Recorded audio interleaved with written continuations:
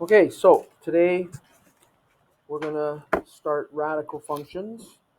And basically what we're going to be doing is we're going to be looking and seeing what a radical function looks like, what the graph looks like, and we're going to be doing transformations of radical functions using the same principles that we learned back in chapter 1. And then we'll look at solving some radical equations algebraically, and then we can see how we'll see how we can use the graphing calculator to check our answers and check for any extraneous roots. Okay, so we're going to see that there are a few uses of radical functions. The key terms we'll be talking about are what is a radical function.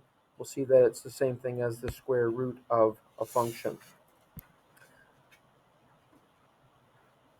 So one application of radical functions, it can give the predicted fall time of an object under the influence of gravity. Radical functions have restricted domains. If the index of the radical is an even number, so the index is what root it is, the square root or maybe the fourth root, etc. And the reason you're going to have restrictions on the domain is because you cannot take the root of a negative number. So that's what we'll use to find out what those restrictions are. Like many types of functions, we can represent radical functions in a variety of ways, including tables, graphs, and equations. We can create graphs of radical functions using tables of values or technology, or by transforming the base radical function, which is y equals root x. So that's what we'll be starting with as our base function, y equals the root of x. On the right, it says a radical function is a function that involves a radical with a variable in the radicand. The radicand is what's under the radical sign. So examples are the root of 3x. You've got the expression under the radical with a variable in it. Or y equals 4 times the cube root of 5 plus x. Those are both examples of radical functions. So let's set up a table of values and see what our base graph y equals root of x looks like. So you look at that equation and you should immediately realize that x has a restriction on the domain. X has to be greater than or equal to 0. You cannot take the square root of a negative number. So we see that whenever we set up our table of values, we can use any numbers we want for x, but it would make sense to use perfect squares for x, numbers that you can take the square root of. So for example, when x is 0, the root of 0 is 0. The root of 1 is 1. Then we'll skip to taking the root of 4, which is 2, or the root of 9, which is 3. You could use other numbers that aren't perfect squares, use your calculator, get the decimal equivalent, and then graph it that way. But we don't need to. We've got enough information here to see what this graph looks like. It starts at 0, 0, goes through 1, 1, 4, 2, and 9, 3 would be approximately right there. So this is what our graph looks like. This will be our base graph for most of the equations that we look at in this chapter. That is the graph of y equals root of x. So if we want to state the domain and range, if we use set notation, we could say all values of x such that x is an element of real numbers. And our range, I'm sorry, that's not right. Let me fix that. It's all values of x such that x is greater than or equal to 0, and then all real numbers. Our range is identical.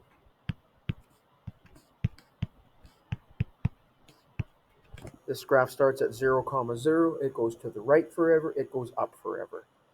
This graph, the further that you go to the right, the bigger that x gets, the graph will start to look like it's going to flatten out, but it never will because y will always increase.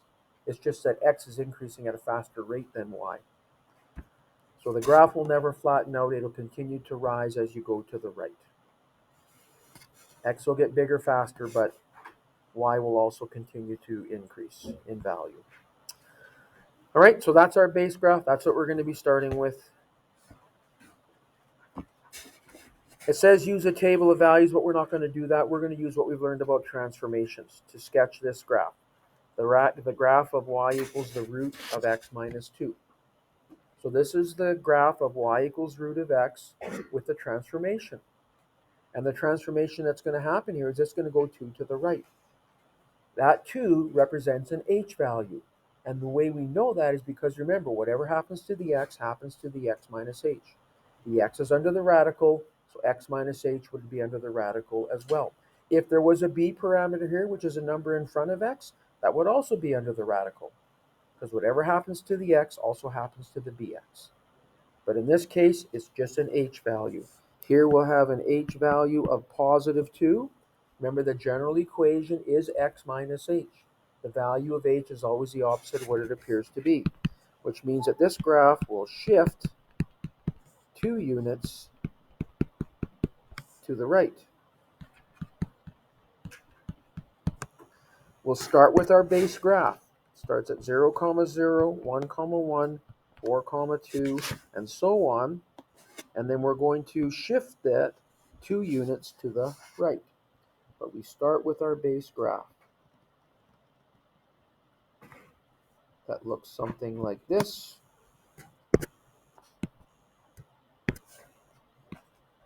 And then we'll shift it 2 units to the right.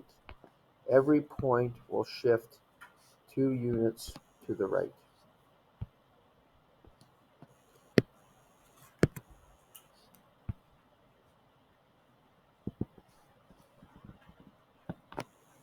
So that graph would look something like that.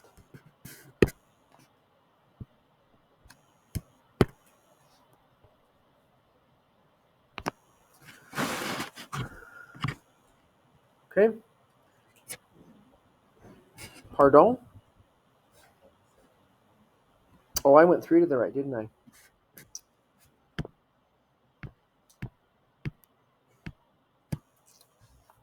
That's better.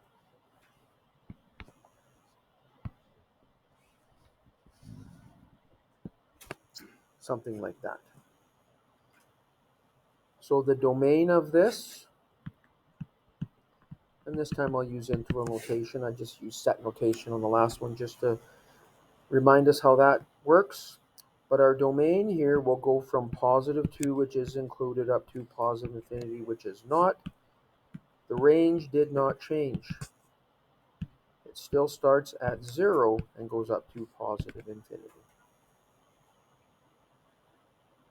Our mapping notation also asks us for that. In this case, we went 2 units to the right, so we're going to add 2 onto all the x values. The y values didn't change. So there's our mapping notation.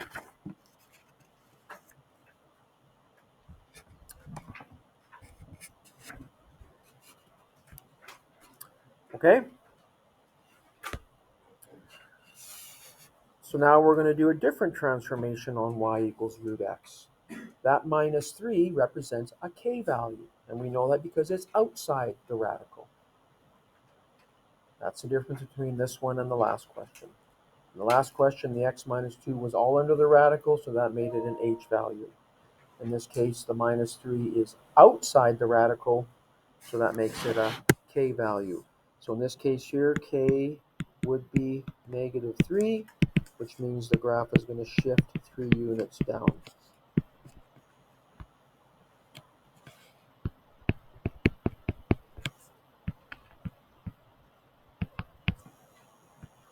So we'll start with our base graph, 0, 0, 1, 1, 4, 2.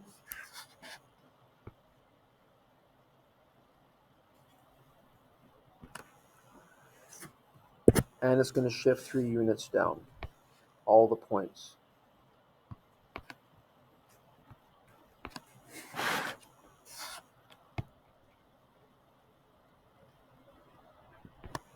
So there's our new graph, looking something like that. Our domain, in this case, didn't change. It went from 0 up to positive infinity. But our range did change. Now it's going to go from negative 3 to positive infinity.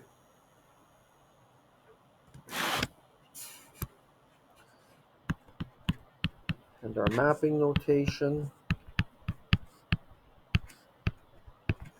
in this case, all the y values were decreased by 3.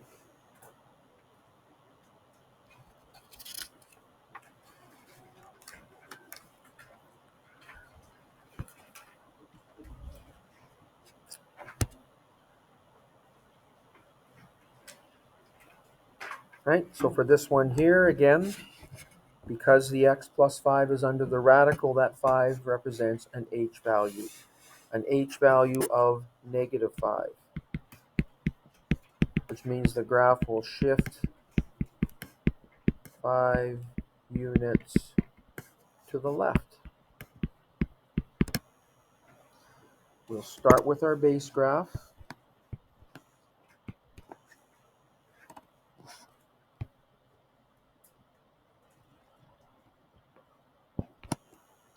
And now we'll take all the points and go 5 units to the left.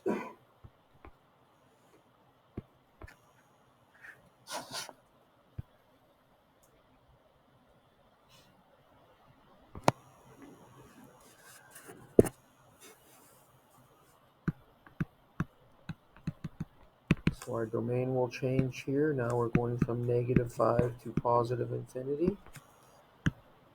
But our range still goes from 0 to infinity.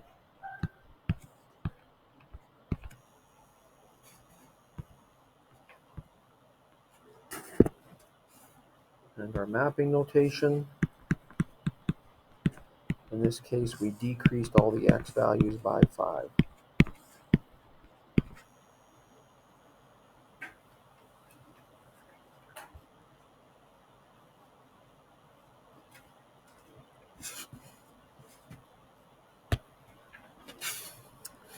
So now if we throw in our a and b, so just as a reminder, when you have an a parameter which would be written in front of the radical, we're going to get a vertical stretch about the x-axis, and then some of you lost marks on your quiz yesterday for not making sure that you stated about which axes. So a vertical stretch about the x-axis by a factor of the absolute value of a, and when a is negative, it's a different transformation. It reflects the graph over the x-axis. B causes a horizontal stretch, but that stretch is about the y-axis, and the stretch factor is 1 over the absolute value of b, the reciprocal of b. And when b is negative, it's again a different transformation that causes a reflection over the y-axis. Okay? So, looking at this one. This is a transformation of y equals root x. So, we'll start with the original graph once again.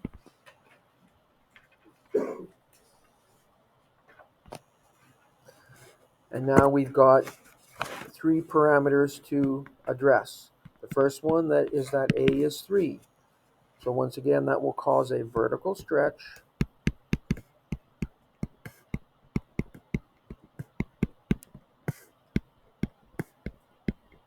about the x-axis by a factor of 3.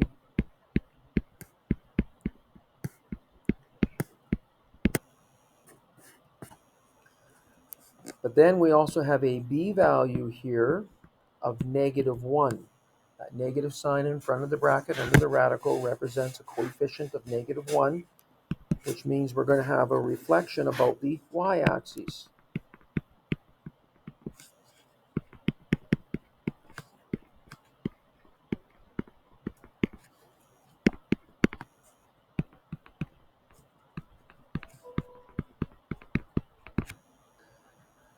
And then finally, we have an h value of +1. Remember, the h is hooked directly onto the x with a plus or a minus. Whatever happens to the x happens to the x minus h, in this case under the radical. So that's going to shift the graph 1 unit right.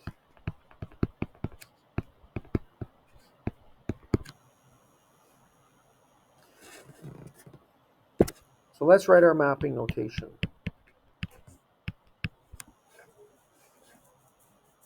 So the ones that affect the x are the two inner parameters. The fact that b is -1 means that the graph is reflected over the y-axis, or x is multiplied by -1. But then you're also going to add 1 after that, because the graph is going to shift 1 to the right. All the y values are multiplied by 3. And so like we've been doing, we can take the initial points that we have on our graph and perform these transformations to those points. So first, the x values are multiplied by -1 and then increased by 1. The 0 times -1 stays 0, but then you're going to add 1. The 1 times -1 becomes -1, and then you're going to add 1. The 4 times -1 is -4, and then you're going to add 1. All our y values are multiplied by 3.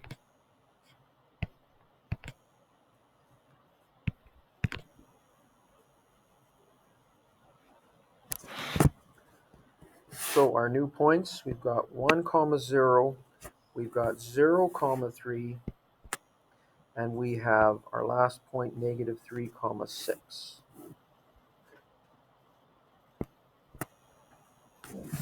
You see, this graph is going to go upwards to the left because of the reflection over the y-axis.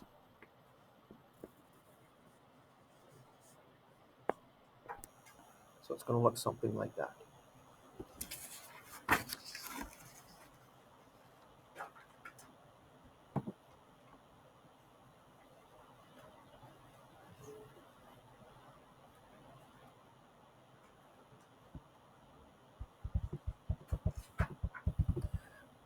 And you can always use your graphing calculator to check.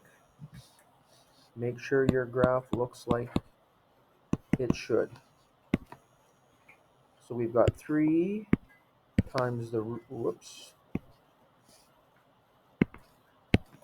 root of negative bracket x minus 1. Close the bracket. Zoom 6 to set our windows to the standard settings. And in this mode, it doesn't look like the graph actually starts on the x-axis, but it does. If you change the mode to zoom decimal, which we've done before, it reduces the windows, but it clearly shows that the graph does start at the x-intercept. And you can go into the trace mode to make sure the points that we had written down are correct. So normally the calculator defaults to the y-intercept where x is 0, and note that the value of y is 3, the point 0, 3 we got. If we let x equal 1, it gives us 0. We got that point. If we let x equal -3, we get 6, which is the point that we got. You can always use your calculator to check your graph to make sure it looks correct. And so then if we state the domain and range, because the graph goes to the left forever, and remember when we use interval notation, it's always smallest value to greatest value. In this case, we'll go from -infinity up to +1. The +1 is included, the -infinity is not, because infinity can never be included. But the range didn't change. It still goes from a minimum value of 0, and it goes up to +infinity. So there's the range.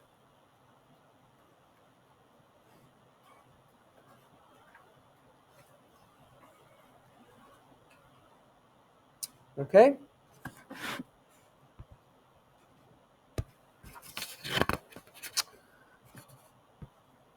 Right, so for this one here, I would first get the y by itself by adding the 3 to both sides, and that would be outside the radical. And I'd work from that equation. So first we have an a value of -1. And what that'll do, that'll cause a reflection over or about the x-axis.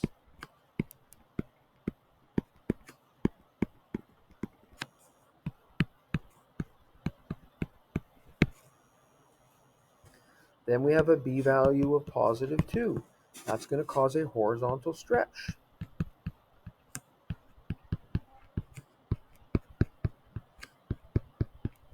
And remember, that would be about the y-axis. And you also have to remember is that the stretch factor is the reciprocal. The stretch factor, in this case about the y-axis, will be 1/2, the reciprocal of b. And then lastly, we have a k value of 3, which means the graph is going to shift up 3 units.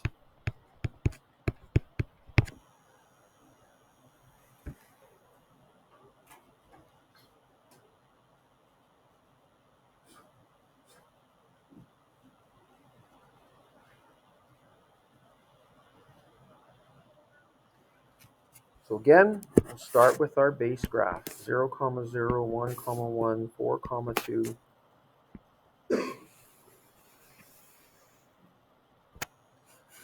And we'll start with those points and we'll transform them. But before we do that, let's write our mapping notation, because that is helpful for getting the new points. It tells us exactly what you have to do to all the x values and the y values. So the only thing that will affect the x value here is our horizontal stretch. Reflecting it over the x-axis will change the y values, as well as going 3 units up. So in this case here, we would take half of the x values, which would give us our horizontal stretch. And then the y values are multiplied by -1, which will cause our reflection over the x-axis, and then increased by 3.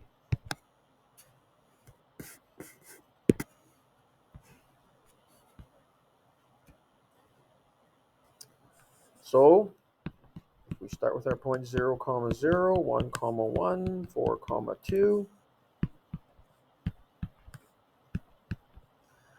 we take half of all the x values. Half of 0 is still 0, then half of 1, and half of 4. The y values are multiplied by -1 and then increased by 3. So 0 times -1 stays 0, but then you have to add 3. 1 times -1 is -1, add 3. 2 times -1 is -2, add 3. So I have the point 0, 0, 1/2, 2, 2, 1. 0, 3, 1/2, 2, 2, 1.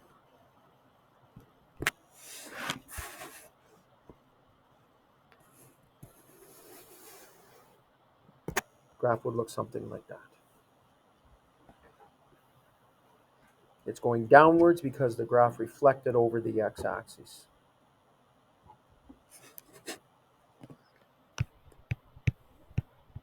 And so our domain, this graph starts at the point 0, 3, where x is 0. And it still goes to the right forever. The range, though, because it's going downwards, will go down towards -infinity. And you always write smallest to greatest. And it goes up to a value of positive 3. So there's our range.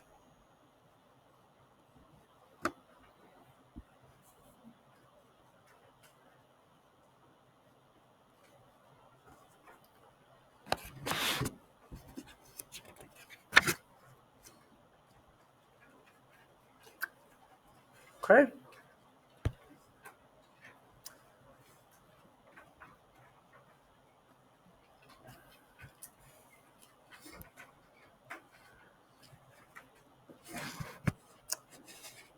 So again, this is a transformation of y equals root x. That's our base graph. So let's start with that.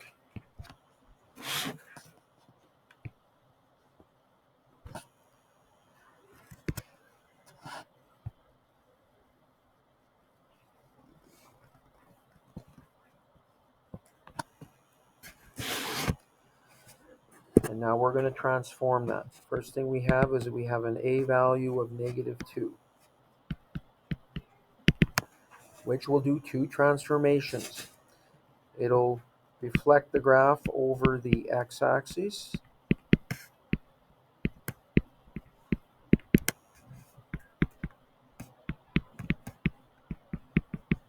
and vertically stretch it.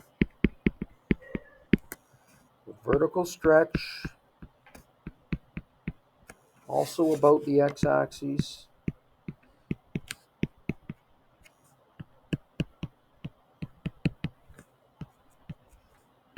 by a factor of 2.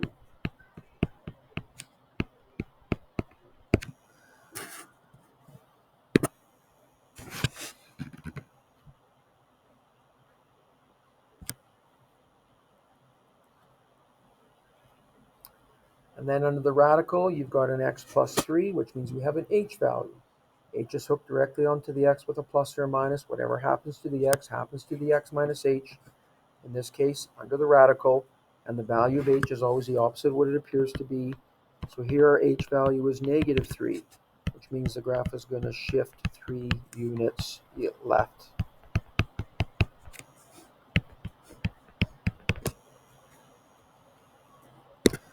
And then lastly, that -1 is outside the radical. That represents a k value of -1, which will shift the graph 1 unit down.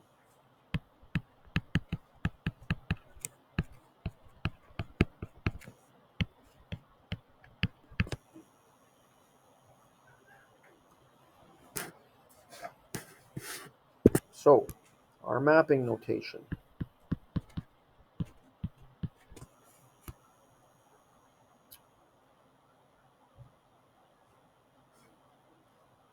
Shifting it 3 to the left is the only thing that will affect the x values. So x maps into x minus 3. And for our y values, they'll be multiplied by -2, because that's our a value, and then decreased by 1. So -2y take away 1.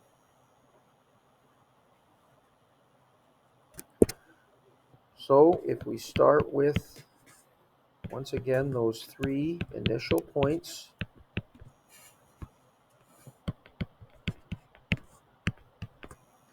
all the x values are decreased by 3.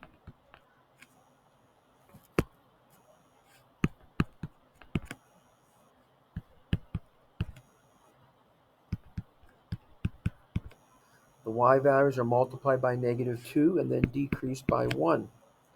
So 1 times -2 is -2, take away 1 gives us -3. 2 times -2 is -4, take away 1 gives us -5.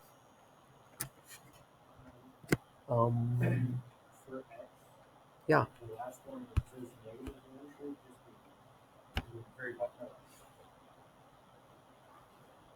4 minus 3 is 1. Yes. Yeah, thank you. That should just be 1.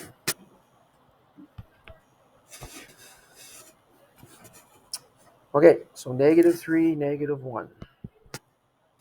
-2, -3. 1 comma -5. This graph is going to go downwards again because it was reflected over the x-axis.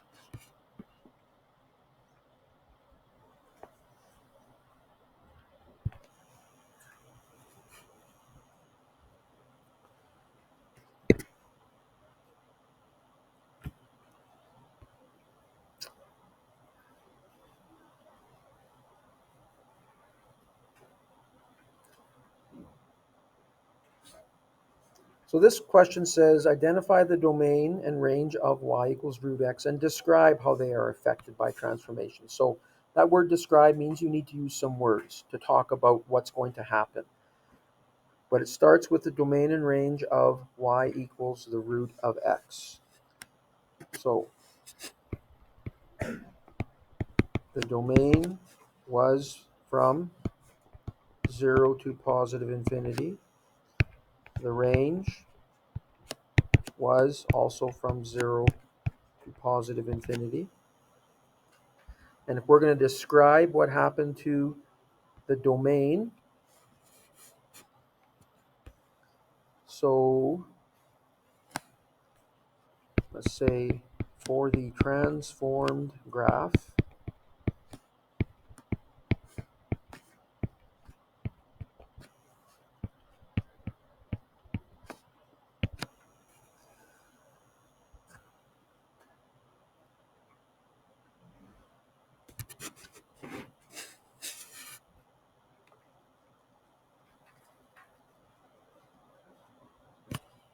because our new domain goes from -3 to positive infinity, the initial starting point for the domain is decreased by 3.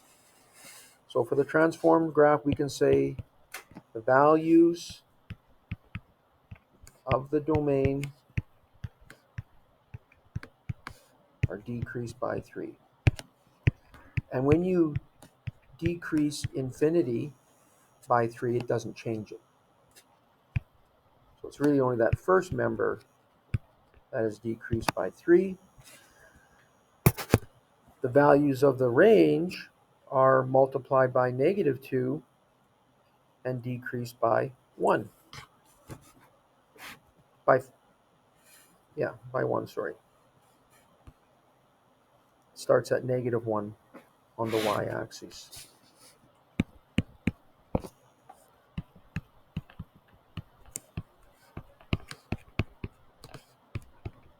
And again, when you're dealing with the infinity part, that doesn't change anything. So the values of the range are multiplied by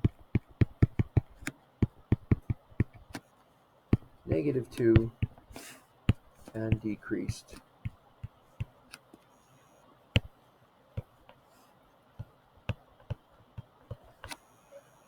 by 1.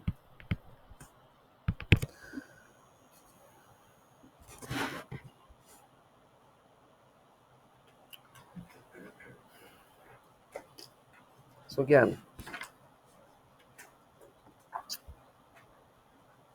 recently on the diploma exams, there's always been a question where the student is asked to describe or explain. So that means you have to write something in Word. Okay?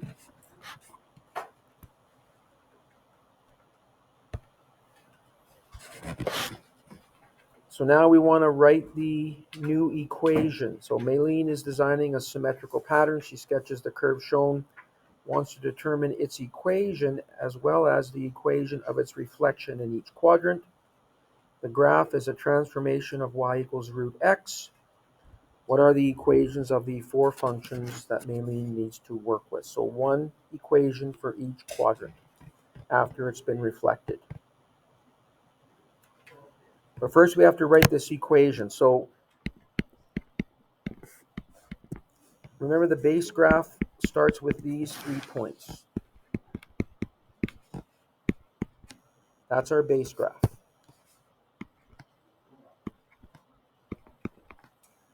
0, 0 didn't change, but 1, 1 became 1, 2. And 4, 2 became 4, 4. So if you look at and compare, the x values didn't change, but the y values are twice what they were before. All the y values are multiplied by 2, which means that there was a vertical stretch by a factor of 2 about the x axis. That's what happened here.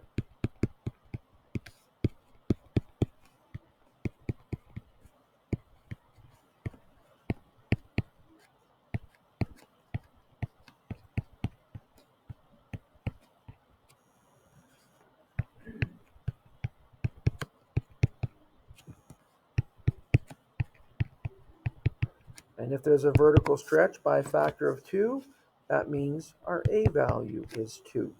And our new equation would be y equals 2 times the root of x.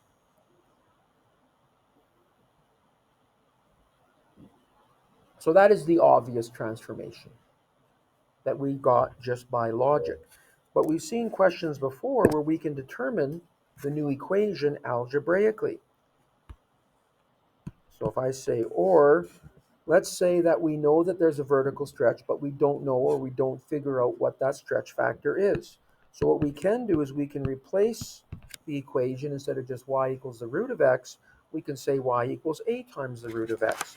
And then we'll sub in one of the points that are on this new graph. The only point we cannot use is 0, 0. Because if you let x equals 0 and y equals 0 in this equation, you're not going to get an a value. Because a times 0 will be 0. So we're going to use one of the other points. For example, we can use the point 4, 4. When x is 4, y needs to be 4. So we can solve for a this way. The square root of 4 is 2, so it'll be a times 2, or 2 times a. And then when you divide both sides by 2, you can get your a value that way. Same one we got. Just by using some logic, by recognizing that the new graph could be formed by doing a vertical stretch by a factor of 2. But you could also do this using a horizontal stretch. If it was a horizontal stretch, that would be a b parameter, which would be directly in front of the x under the radical. And again, if we use the point 4, 4, we also could have used the point 1, 2. Could have used that point as well. It doesn't matter. They both will work. But I just decided to use 4, 4. So y is 4 when x is 4. So it'll be b times 4 or 4 times b. And then to find out what b is here, we would have to square both sides to get rid of the radical on the right. 4 squared is 16, and on the right, the square and square root cancel each other out. And then when you divide both sides by 4, b equals 4. Which means you also could have got that graph by horizontally stretching it about the y-axis by a factor of a quarter. So this means the original graph would have been horizontally stretched.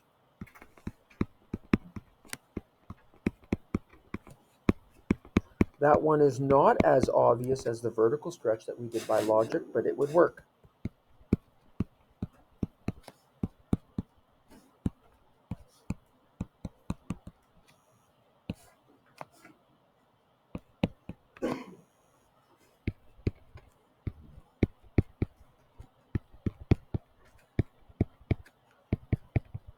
Right, so we've done these before where sometimes we get the new equation using logic by just taking points on the original graph and comparing them, or also doing it algebraically. Okay, so if their b value is 4, that means the new equation would be y equals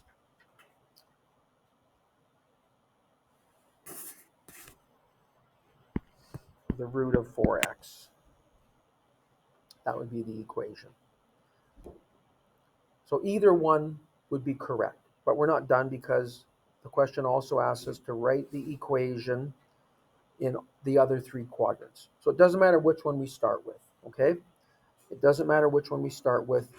Let's use our y equals 2 root x, all right?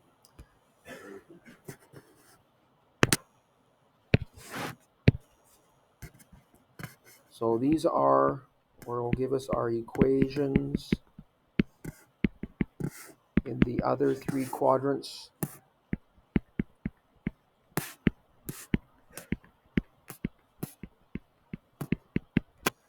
Remember that the quadrants are numbered 1 through 4, starting in the upper right-hand quadrant and going around counterclockwise. The reason the quadrants are numbered this way is because when mathematicians first started thinking about trigonometry and developing trigonometry, they used the path of the sun in order to talk about rotation angles. The sun rises in the east and sets in the west. So that's why that first quadrant is in that upper right-hand quadrant. and the sun would go from the east to the west. That's why the second quadrant is labeled in that upper left.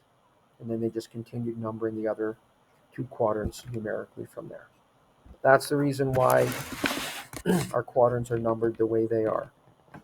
So in quadrant 2,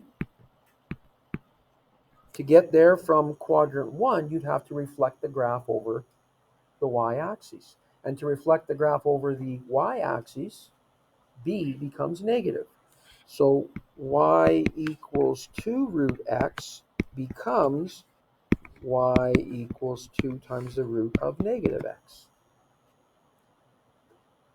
To get that original graph in quadrant 2, you'd reflect it over the y-axis, and that occurs when b is negative.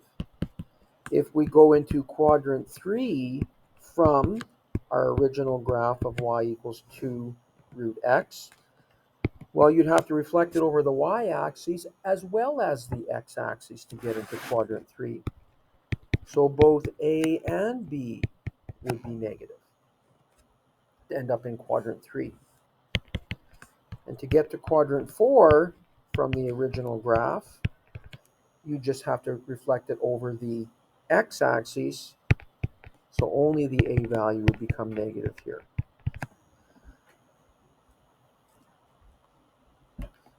Right? And again, you could do the same thing using the second version of the equation we got with a b value of 4, starting with y equals the root of 4x. You could do the same thing. It doesn't matter.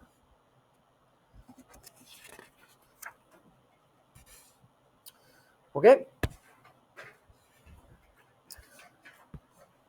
So this one asks us to determine the two forms of the equation for the function shown. And then we'll show algebraically that the two equations are equivalent, and then what is the equation reflected in each quadrant. So first, let's find the equation with a vertical stretch.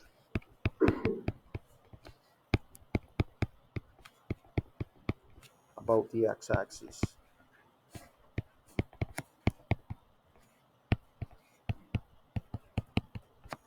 This is a transformation of y equals root x. So if we have a vertical stretch about the x-axis, again, that means we'll have an a parameter. And we can use any point we want. Let's use the point 4, 1.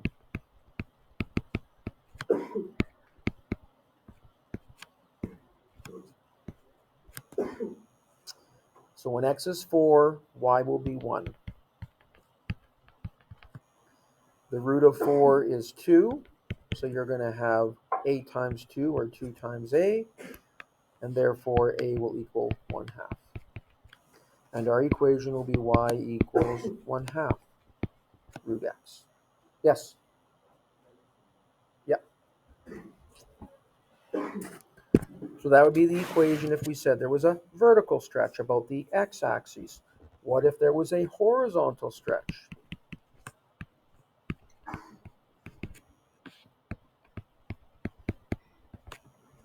And that stretch would be about the y-axis.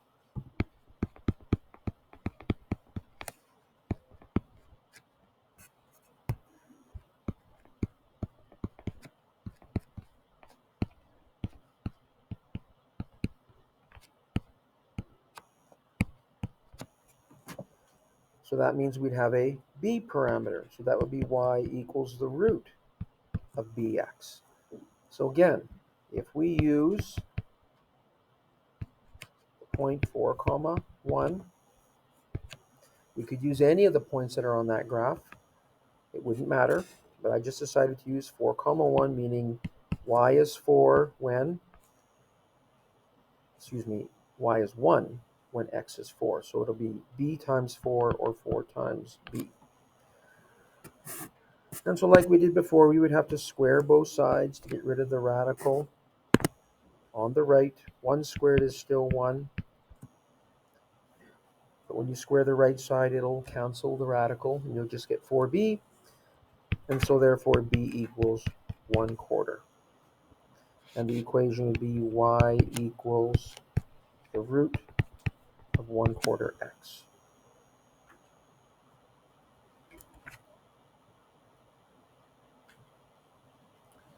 Now we are asked to show that these two equations are the same algebraically.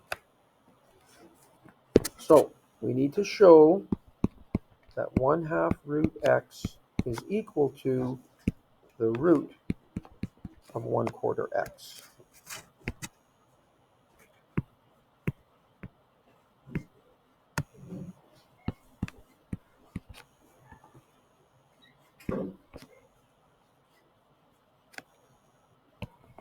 And so we can work down either the left side to make it look like the right side, or the right side to look like the left side. I'm just going to work down the right side here by breaking up that radical. The root of 1/4 x could be written as the root of 1/4 times the root of x. And the square root of 1/4 is 1/2. Same as the equation on the left. So that shows algebraically that the two equations are equivalent. They give us the same graph, so they're both correct. And you could put both equations in your graphing calculator and you'd see you'd get the same graph. One would be graphed over the other. Okay, and then it also asks us to write the equation in each quadrant. So if we take, let's say, the first version of the equation where a was 1/2, in quadrant 2, you'd get that by reflecting it over the y-axis, which means that b is -1. So it'll be 1/2 times the root of -x. And again, that's just using the equation we came up with an a value of 1/2. We could also use the second equation, the root of 1/4 x, and make the 1/4 negative. It'd be the same thing. In quadrant 3, to get there, we have to reflect it over both axes. So the a will be negative as well as the b. And in quadrant 4, only the a would be negative, not the b.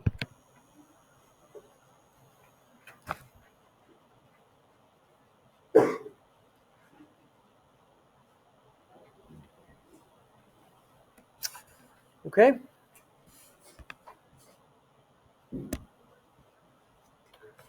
Justin's physics textbook states that the speed s in meters per second of sound in dry air is related to the air temperature T in degrees Celsius by this function. So s is the speed of sound in meters per second, and T is the air temperature. We're asked to first determine the domain and range of this relation. Okay? So our domain will come from what's under the radical, the radicand. Whatever's under the radical has to be greater than or equal to 0. So we'll start with that statement for part A to determine the domain first.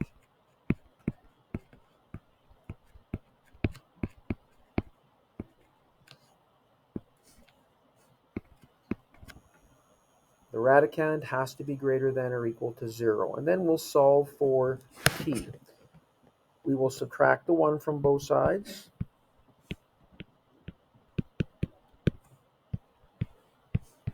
And on the right, 0 take away 1 is -1. And then we'll multiply both sides by the denominator, 273.15.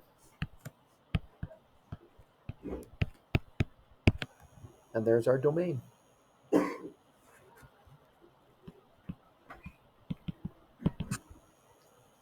T has to be greater than or equal to -273.15.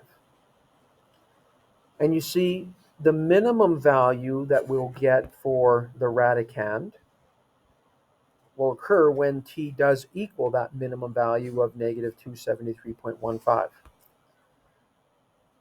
And so when t equals -273.15, this term that I've just circled will become -1. 1 plus -1 is 0. The root of 0 is still 0.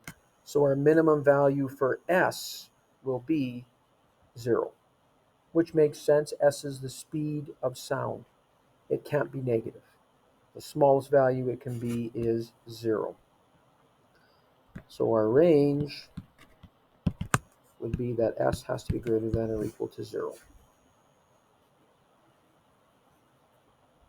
And I mean, I didn't really use full set notation there because I would have more. I'd have the squiggly brackets, but you get the idea. So there's the domain and range for that function. Now, on the internet, he found another formula for the speed of sound.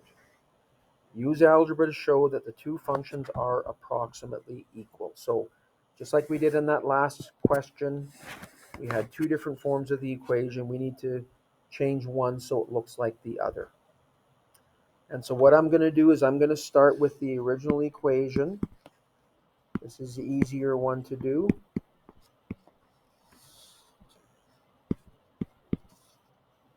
And we're going to do some algebra to make it look like that second equation.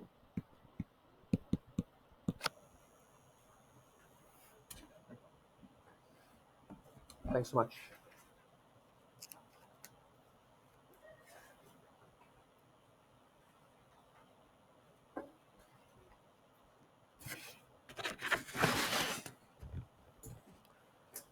Okay, so what I'm going to do is I'm going to combine those two terms under the radical by getting a common denominator, right? That first term, which is just 1, or 1 over 1. The second term, t over 273.15. That has a denominator of 273.15, so I'm going to write the 1 with the same denominator, which would be 273.15 over 273.15.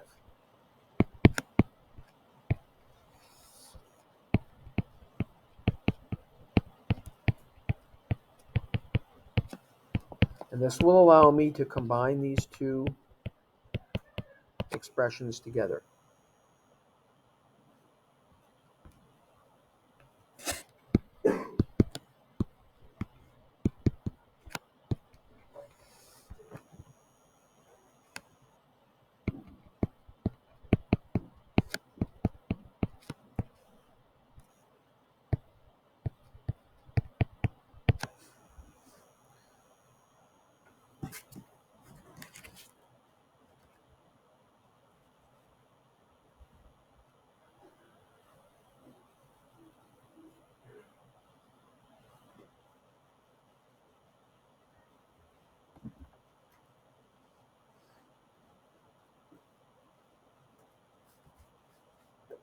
Now, I'm going to break up that expression under the radical.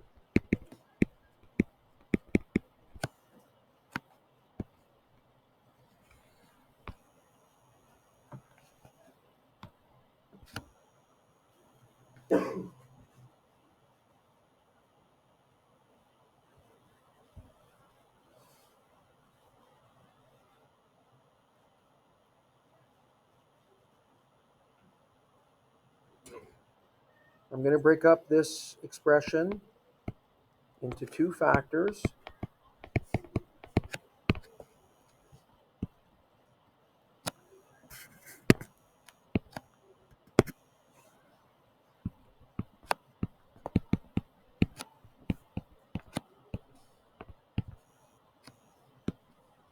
To look like that.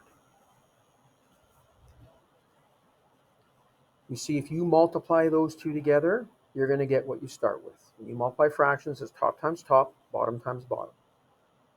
So if you multiply those two together, you'll get the expression above. And the reason we're doing that is I can write this now as two separate radicals multiplied together.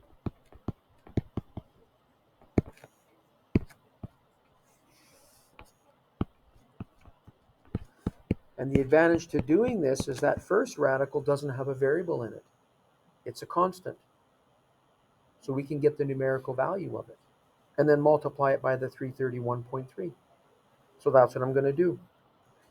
I'll take my calculator.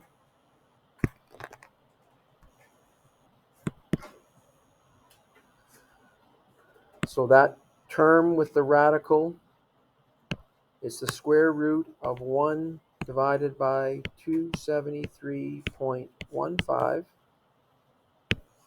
which is that decimal, and then I can multiply it by the 331.3 in front.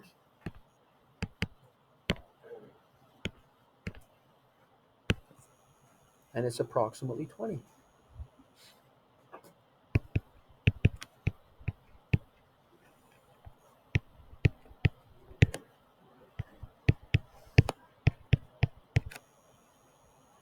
And I think that's what we were asked to show. Approximately. Right? If you round the 273.15 off to 273, we rounded the 20 point, it was a decimal, 20.0456, etc. We rounded that off to 20, so we got approximately the other equation. So they are equivalent approximately. And we show it algebraically that they are.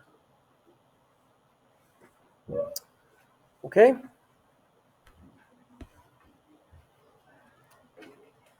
So this next question deals with the same equation, but it asks us to talk about it in terms of transformations.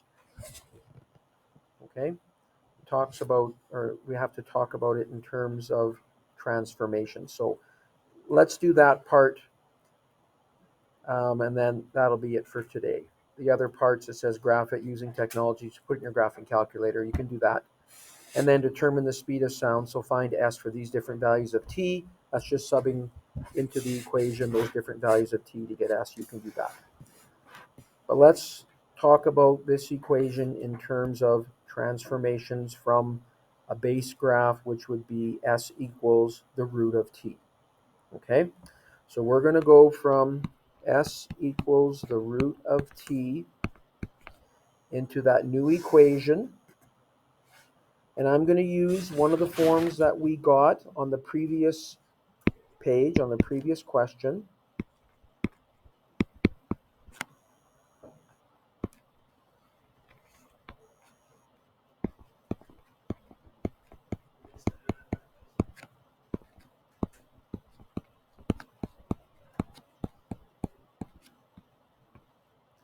So that was one of the forms of the equation that we got as we were working down to make it look like that second equation.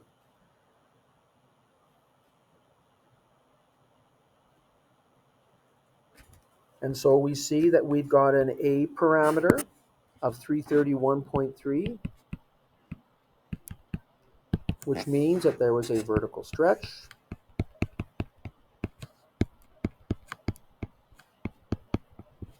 About the x-axis.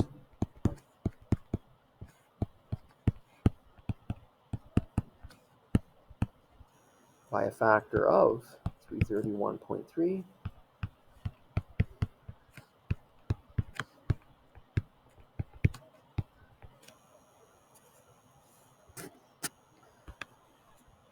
That 1 over 273.15 under the radical in front of the bracket, that's our B parameter. We have a B value of 1 over 273.15, which means that there was a horizontal stretch.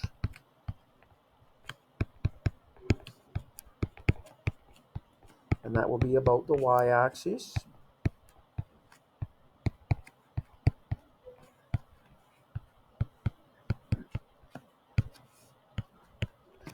And remember that the stretch factor is the reciprocal of B. So that would be by a factor of 273.15. The horizontal stretch factor is always the reciprocal of B. And then lastly, inside the bracket under the radical, you've got that 273.15 plus t, which is the same as t plus 273.15. That's an h value. And the h value is the opposite of what it appears to be. So the graph will shift 273.15 to the left because our h value is negative 273.15. So that's going to shift that many units left.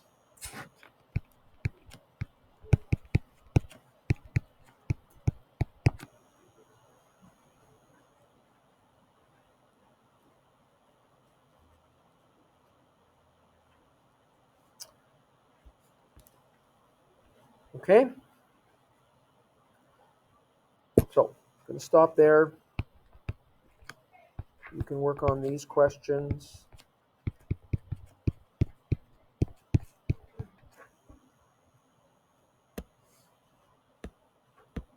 And actually, they're in your package.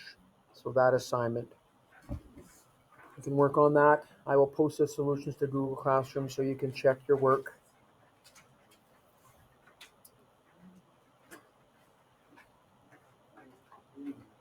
Okay?